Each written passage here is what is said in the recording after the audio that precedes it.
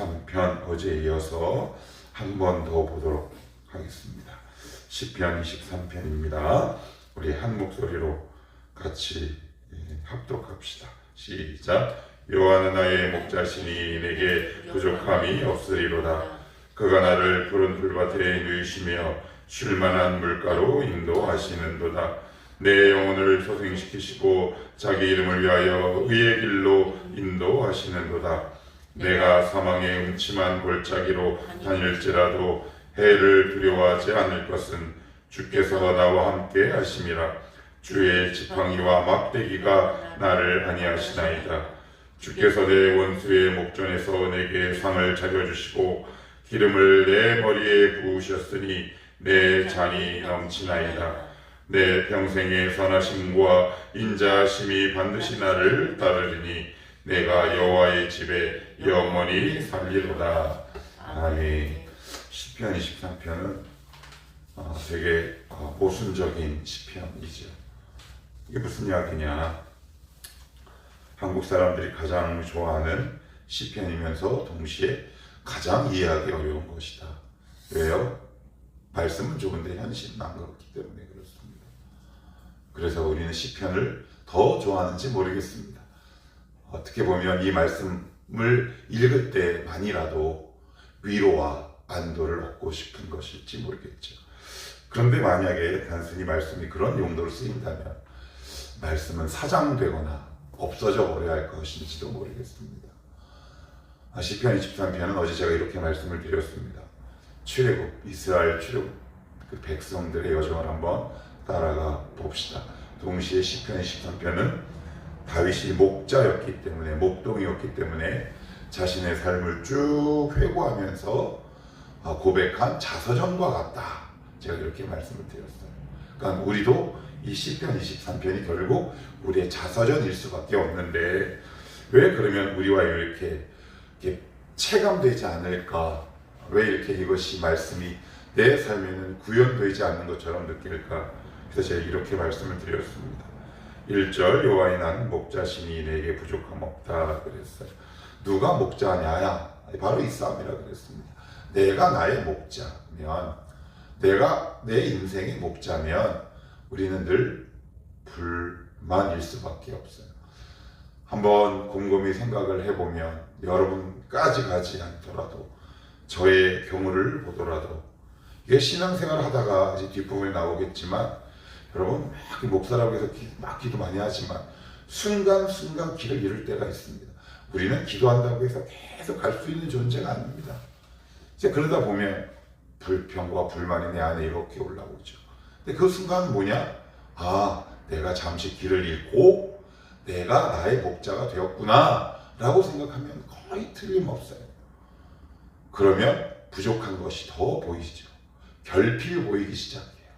그러나 이 주권을 주님이 나의 목자입니다 라는 것을 이제 입이 아니라 내 삶과 인격을 다해 고백하게 되면 이제 부족한 것에 주목되는 것이 아니라 채우신 것에 주목하게 된다. 그래서 결국 누가 목자냐의 싸움이다. 내가 나의 목자냐? 내 인생의 목자는 나냐? 아니면 여호와 하나님이냐? 그 질문을 갖고 여러분들이 1절만 갖고도 기도를 해도 평생을 해야 되지 않을까 싶습니다. 2절은 그가 나를 푸른 풀밭에 누이시며 쉴만한 물가로 인도하신다 그래요. 그래서 목자는 양을 위해 존재한다 그랬습니다. 목자는 반드시 양을 위해 존재합니다. 그래서 어제 사무엘상 17장을 살펴봤습니다. 목자가 어떻게 양을 위해 자신을 헌신하는가? 사자와 이리 입에 물려있는 양을 가서 빼오는 거죠.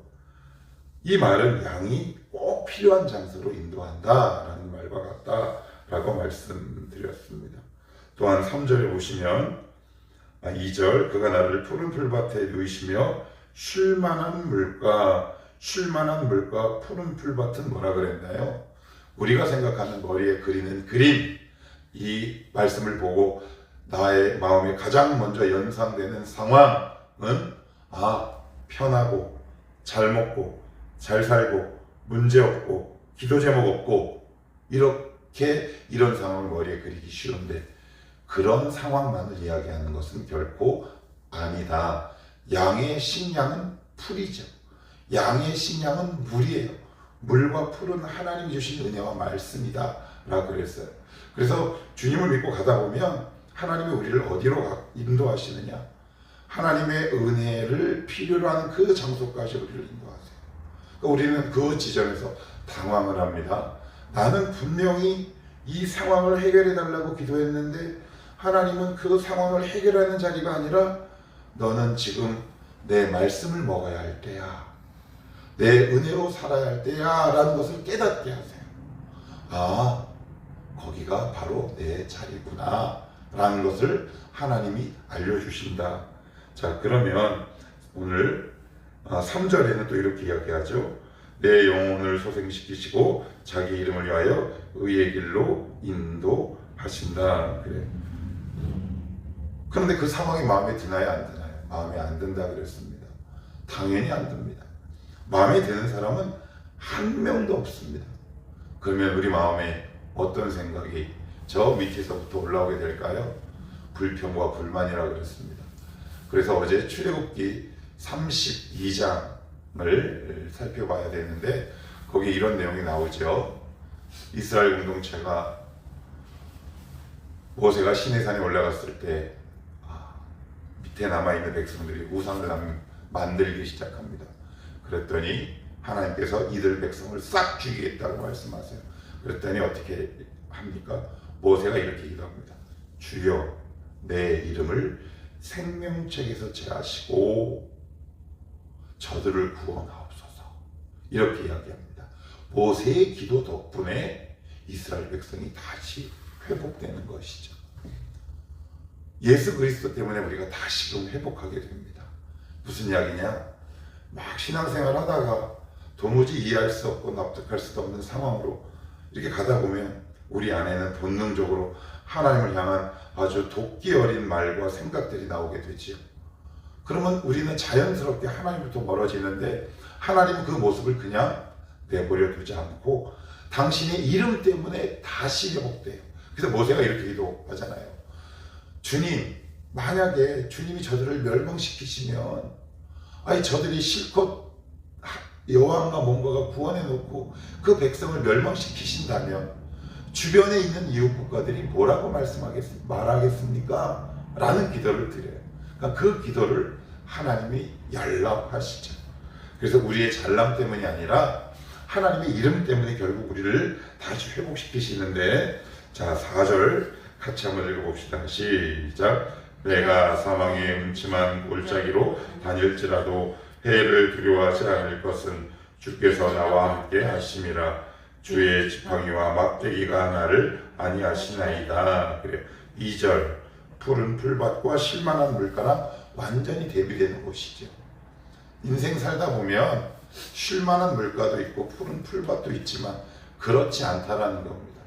목자가 양을 이렇게 끌고 이렇게 쭉 갈 때, 하나님이 이스라엘 백성을 양 삼고 쭉 갈 때, 여러분 쉬운 일만 있었습니까? 쉬운 일만 있지 않았습니다. 다양한 각양 고비와 문제와 모든 난관들을 극복하고 넘어갔어요. 그래서 내가 지금 어려운 상황에 딱 직면했다. 하나님은 우리에게 뭘 요구하시냐면 내가 지금 너와 함께 있다라는 것을 끊임없이 말씀하고 있습니다. 이 상황에 우리의 시선이 이렇게 매몰돼 버리면 이제 거기서부터 우리는 길을 잃기 시작하는 거죠. 아, 여기가 아닌가?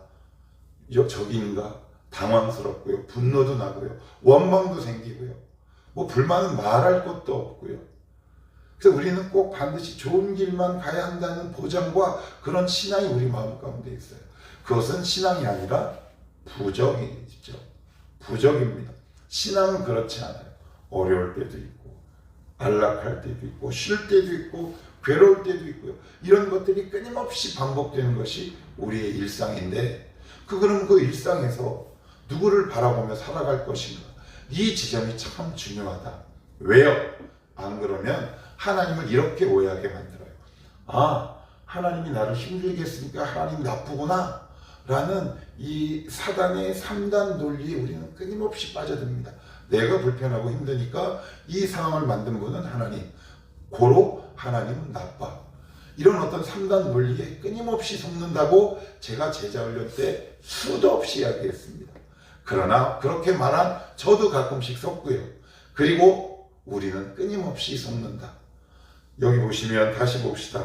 사망의 음침한 골짜기, 해를 두려워하지 않을 것은 주께서 나와 함께 하십니다. 결국 이 다윗이 자신의 회고록과 자서전과 다름없는 이 시편 23편을 통해 무엇을 발견했나요? 나와 함께 하시는 하나님이 나와 여전히 계셨구나. 뭐에 관계없이, 상황과 문제에 관계없이 나와 여전히 함께 하셨구나 라는 것을 알 때 그 문제를 이겨낼 수 있죠. 그러나 우리는 상황이 나빠지면 하나님도 조금씩 멀어져요. 그러니까 아주 단적인 예로 조금 나쁜 상사를 딱 만나요. 나쁜 조금 직장을 갔다고 쳐요. 그러면 하나님 나 분명히 기도하고 갔는데 왜 이래요? 하나님 나빠요. 이런 공식에 우리가 빠지기 쉬운데 그렇지 않다라는 말씀을 하고 있어요. 자, 5절에 보시면 주께서 내 원수의 목전에서 내게 상을 차려주시고 기름을 내 머리에 부으셨으니 내 잔이 넘치나이다. 여기 5절에 내 원수의 목전에서 내게 상을 차려주셨다. 이거는 상장이 아니라 그랬습니다. 밥상이라 그랬습니다. 밥상. 그럼 이게 무슨 말일까? 우리 한국적인 의미로는 이야기가 되기 쉽지 않는데 이건 이런 뜻이에요. 저기 내가 미워하고 싫어하는 원수의 목전에서 내게 밥상을 차려줬다라는 얘기는 뭐냐면 다윗의 편을 들어주셨다는 거예요. 네가 옳다라는 겁니다. 그걸 굳이 표현하면 우리 두 아들이 있다고 합시다. 그런데 한 아들은 너 일로 와서 밥 먹어. 그리고 한 명은 안방에 가서 이렇게 혼내. 이게 무슨 얘기예요? 밥 먹는다는 이야기는 그만큼 예에 비해서 혼날 짓을 덜 했다는 얘기 아니에요? 굳이 비유를 하면 밥상을 차려주셨다라는 말은 굉장히 중요한 선언인데 너의 삶이 옳다라고 인정해 주는 거예요. 이게 무슨 이야기입니까? 너의 인생에 실패는 있을 수 없다. 내가 너를 실패할 인생으로 이끌어가지 않는다. 하나님이 옳다라고 우리에게 선언을 하셨다면 하나님께서 우리의 인생을 그만큼 거기에 걸맞는 삶으로 인도하실 수밖에 없는 거죠. 네가 의롭다, 네가 옳다라고 나중에 편을 들어주시는 거예요. 그런데 우리가 옳습니까? 옳지 않죠. 흠결과 단점과 부족한 점이 얼마나 많이 있습니까? 그럼에도 불구하고 하나님이 우리를 옳다. 그 표현을 뭐라고 얘기하냐면 밥상을 차려주신다라는 표현을 하고 있다. 더 나아가 기름을 내 머리에 부으셨다 그래요. 기름을 내 머리에 부으셨다라는 말은 여러 해석이 가능한데 성령 하나님의 임재를 이야기도 하지만 기름을 머리에 붓는다는 것은 그런 거예요. 기름이 뭐냐면 우리 향유를 주님 발에 쏟은 거.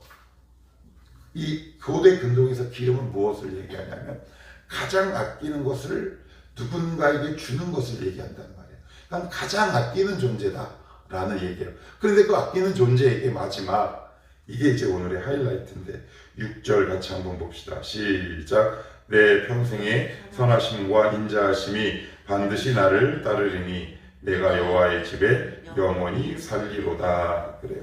하나님이 우리를 어떻게 보시는가? 우리를 어떻게 바라보시는가? 딱 두 단어로 요약합니다.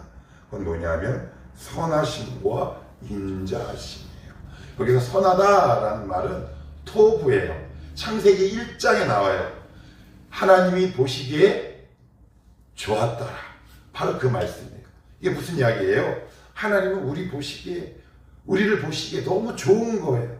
막 너무 좋은 거야. 너무 좋아요. 그리고 여기 인자다라는 말은 무슨 이야기냐면 헤세드인데 자비예요. 여자의 그걸 상징한단 말이에요. 자궁을 상징해요. 그러니까 하나님이 우리를 어떻게 바라보시는가. 지금 다윗은 마지막에 이렇게 고백하는 거죠. 내가 어려운 일도 겪고 밧세바 사건으로 고난도 당했고 사울에게도 쫓겨받고 자기 아들 압살롬에게도 쫓겨받고 수많은 부하들의 배신도 겪어봤지만 이제 내가 내 인생을 돌아보니 하나님이 나를 향한 시선과 마음은 딱 두 가지였다. 그것은 뭐였다? 보기가 좋았고 나를 긍휼의 마음으로 바라보고 계셨더라라는 것을 지금 다윗은 시편 23편 맨 끝에 딱 정해놓고 있는 거예요. 그러니까 우리가 왜 신앙이 왜 흔들릴까 이렇게 생각을 해보면 하나님이 나를 사랑하지 않는 것 같다 라고 생각할 때 우리는 되게 두렵고 힘들어요. 그런데 여러분, 만약 내가 정말 어려운 일이 당하고 있을 때 하나님이 나를 사랑하고 보기에 좋은 분이라고 내가 지금 그것을 믿지 않을 때 우리는 굉장히 신앙적 흔들림이 있을 수밖에 없어요. 그래서 여러분, 이 두 단어를 마음에 꼭 품고 사셔야 돼요. 어떤 일이 있어도 하나님은 우리를 바라보는 이 관점이 두 가지 마음에서 벗어나지 않으신다. 무슨 마음? 보기에 좋고 긍휼의 마음, 자비의 마음을 결코 내려놓지 않으신다. 그럼 이것을 어디에서 확인하셨어요? 하나님은 십자가에서 확인하셨다는 말이에요. 그러니까 우리는 이미 십자가 안, 예수 그리스도 안에 있는 자들이란 말이에요. 그러니까 하나님의 사랑을 의심할 이유가 하나도 없다. 그리고 마지막에 이제 이렇게 마무리를 합니다. 내가 여호와의 집에 영원히 살리로다. 내 신앙의 마무리를 할 수 있는 이유, 내 종착역까지 내 신앙이 완주할 수 있는 근거, 그건 뭐예요? 하나님의 선하심과 인자심이었다. 가끔 가다가 우리가 이제 기도를 하다 보면 내가 기도했더니 이루어졌다라고 고백하는 사람들이 참 많이 있습니다. 그런데 참 조심하셔야 합니다. 왜요? 내가 기도해서 들어준 게 아니라 하나님의 인자하심 때문에 들어주신 거예요. 여러분, 이 고백이 없으면 우리는 어떻게 되는지 아세요? 기도를 현금 인출기처럼 사용합니다. 이건 굉장히 무서운 겁니다. 지금 여러분 교회 다니고 신앙하는 분들 가운데 기도를 마치 현금 인출기나 자판기처럼 사용하라고 얘기한 사람들이 얼마나 많이 있는지 모릅니다. 이거는 하나님의 사랑을 욕되게 하는 것이다. 우리의 인생의 마무리를 끌고 가시는 분도 하나님이시오. 우리의 기도에 응답하시는 것도 바로 하나님의 선하심과 인자하심이다. 이것을 우리가 늘 마음과 우리 깊은 곳에 각인시키지 않으면 기도가 무엇이 된다? 도구가 되고 자판기가 되고 인출기가 된다. 그래서 기도할 때 이렇게 기도하면 좋을 것 같아요. 하나님, 오늘도 내 열심이 아니라 하나님의 자비와 긍휼을 힘입어 기도의 자리로 나아갑니다. 오늘도 이 기도를 통해 하나님, 나의 목자 되심을 고백할 수 있도록 하나님 인도해 주시고 오늘도 그분을 따라 하나님의 깊은 성품과 사랑의 성품 안으로 들어가게 하옵소서. 그렇게 기도할 때 우리의 신앙이 어떤 한 문제에 묶여 있는 것이 아니라 그것을 뚫고 더 깊이 더 높이 올라가는 거룩하고 아름다운 신앙이 될 줄 믿습니다. 참고로 제 말씀을 준비하면서 책을 봤는데 어떤 목사님은 시편을 76번을 설교하셨대요. 굉장하죠? 예, 근데 저는 70번까지는 못할 것 같고 한 10번까지는 할 수 있을 것 같아요. 마지막으로 여러분들 이 말씀을 당분간 좀 깊이 묵상하셨으면 좋겠어요. 깊이. 그래서 여러분 마지막 이런 고백이 터져 나오기를 원합니다. 주님 저의 목자시고 주님은 지금도 여전히 나를 선하고 긍휼하심으로 인도하심을 믿습니다. 이 고백이 있을 때 우리 가운데 깊은 평안이 일어날 겁니다. 기도합시다.